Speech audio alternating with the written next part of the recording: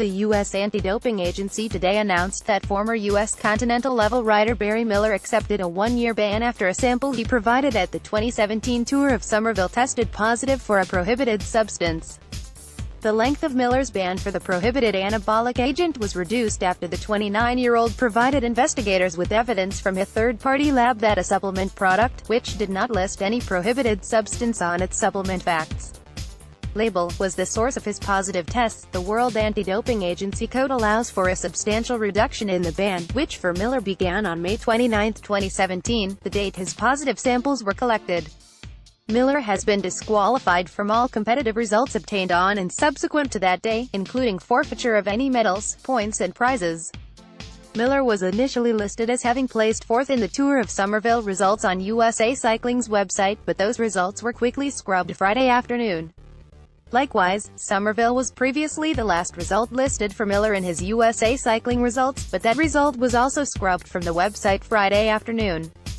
Miller sent a statement to media on Friday that was addressed to friends, family, teammates, sponsors, supporters, saying he was relieved to be able to break his silence on the situation after 9 months of keeping silent. On July 21, 2017, after the third stage of the Cascade Classic, I got out of the shower at my host house and quickly checked my email as I got dressed, Miller wrote in the statement he sent out Friday. There I received the shock of my life when I read an email informing me that a routine drug test I underwent 2 months before, at the end of May, had returned positive for some sort of steroid. Miller was in a state of shock, he wrote, and had no idea where the substance came from. My world had completely collapsed. I had no answers, very few resources, and hardly anyone to turn to. Miller eventually hired lawyer Howard Jacobs, who immediately started testing all of the supplements Miller had been taking prior to the failed anti-doping test. A number of weeks later, a protein powder drink mix that I had been using at the time was revealed to be tainted with the steroid DHEA, Miller revealed. The substance was not listed anywhere on the ingredients or on the manufacturer's website. Further independent expert analysis, on both our end and USADA's, proved that this was the culprit. Miller's urine samples were analyzed using a specialized test that differentiates between anabolic androgenic steroids naturally produced by the body and prohibited anabolic agents of external origin, according to USADA's statement released today, and the test was carried out as part of USA Cycling's Race Clean program. Miller, of Beverly, Massachusetts, has raced mostly on the elite amateur level in the U.S., but he spent 1 year on the Lupus racing team in 2016, competing in a handful of UCI races in North America. He raced briefly with the Swedish Continental team Firefighters Uppsala CK in 2014. After the Lupus team folded before the 2017 season, Miller raced with Support Clean Sports C-Sucker and the CRCA Foundation, according to USA Cycling results. He was competing at Metro XRCEL Cycles 54 at last year's Tour of Somerville. In his Friday statement, Miller said he takes his responsibilities as an athlete very seriously, and uses every precaution to protect himself from inadvertent ingestion. I've been drug tested since the age of 17 both in the US and abroad, Miller wrote. I understand the serious nature of the anti-doping code, and I have always been extremely careful to check any medication or supplement I take using every resource possible, to a degree bordering on paranoia. I have witnessed firsthand the consequences of athletes being careless. I undertook all of these precautions prior to using this protein powder. There was absolutely nothing more I could have done to protect myself from this happening. All that being said, despite taking every precaution humanly possible, I acknowledge that the substance was in my body and that this has consequences. I accept responsibility for that and know that I must face penalties as a result. Miller's full statement. Dear friends, family, teammates, sponsors, supporters. Since last summer you may have noticed that I've not been in contact much, if at all, and sort of disappeared off the face of the earth. I'm a quiet guy and I'm not great at staying in touch to begin with, so maybe it went unnoticed. However, in this instance there was a reason behind it. I'm very relieved that I can finally, after nearly 9 months, break my silence and fully explain what's been going on.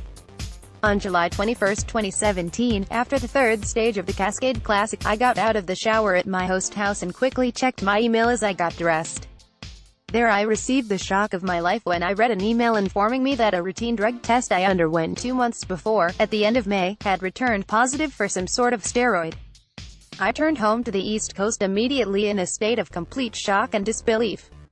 I had no idea what could have caused it or where it had come from. I felt like I was in the midst of a bad dream, and for many weeks, months even, I had to reread the email on a daily basis to understand that it was real. My world had completely collapsed. I had no answers, very few resources, and hardly anyone to turn to. The current anti-doping system is unlike anything we learn about in school when studying the Constitution.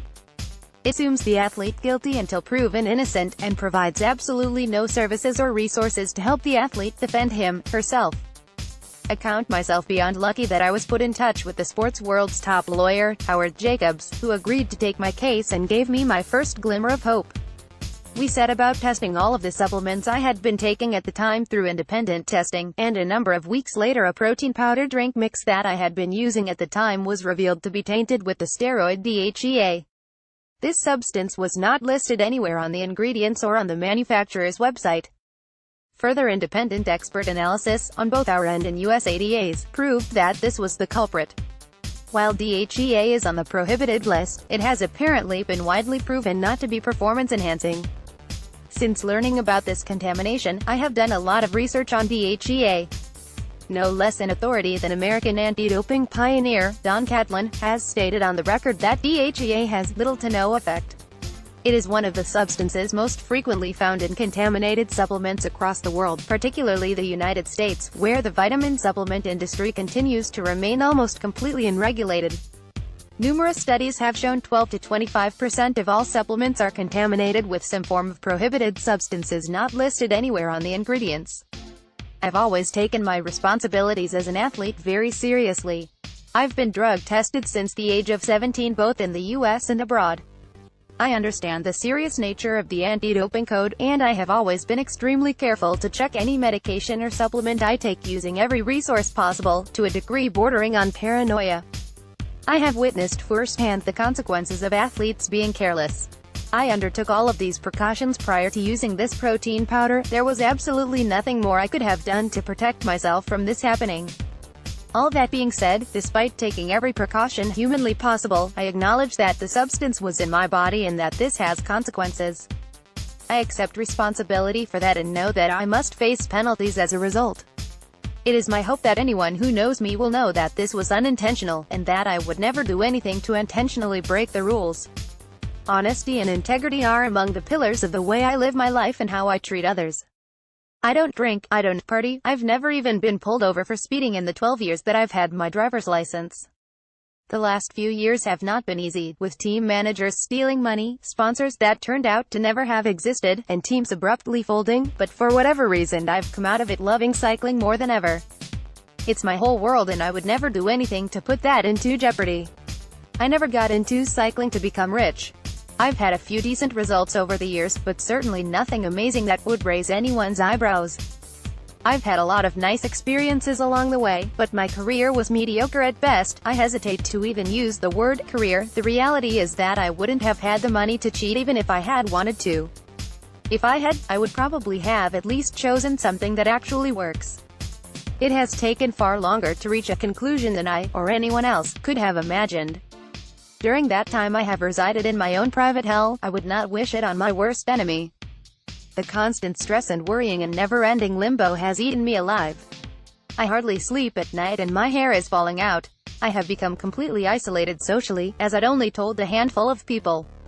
Out of respect for the process and its confidentiality, I dodged friends' questions, avoided social interaction, and simply disappeared. It was far from healthy, but for me it was better than having to lie, something that goes against every fiber of my being. Having now endured this nightmare for nearly a year, it is my belief that the USOC should adopt some sort of policy to offer athletes accused of a violation the services of mental health professionals, someone they can talk to when it all becomes too much. Because it does, especially when there's no end in sight. I'm lucky that I found a healthy outlet by getting back on the bike. Other athletes may not be so fortunate and instead find their way into self-destructive outlets with terrible consequences. USADA should be commended for playing a pivotal role in creating a new culture in cycling in recent years.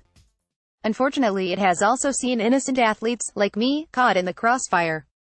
I am well aware that in this day and age, despite fully proving my complete innocence, I have little hope that any team will ever sign me again. Nonetheless, I am proud to have fought and cleared my name. I owe Howard Jacobs a huge debt of gratitude. not only for taking the case of a little guy like me, but above all for giving me hope. I don't know what the future holds. After this finally becomes public and I am reduced to rubble by the media and everyone else, I am left to live with it and try to pick up the pieces. Despite all that I've gone through, I still love cycling more than ever, and I don't want my time in the sport to end this way. I really hope I'll be given a chance to come back. As regards the protein powder manufacturer, I am already in the process of pursuing legal action against them, and for that reason I will not be naming them in this statement. To my friends, family, sponsors, and supporters, I am truly sorry that this has happened and that you have to read this, that I hid from you for so long. I'm sorry for yet another damaging story like this that brings harm to the beautiful sport of cycling. And I am sorry to those of you who may be put into a difficult position because of your association with me. To those who have stood by me during these dark months, I thank you from the bottom of my heart. If you've made it this far, thanks for taking the time to read this. I ask for your understanding, respect, and privacy during this difficult time.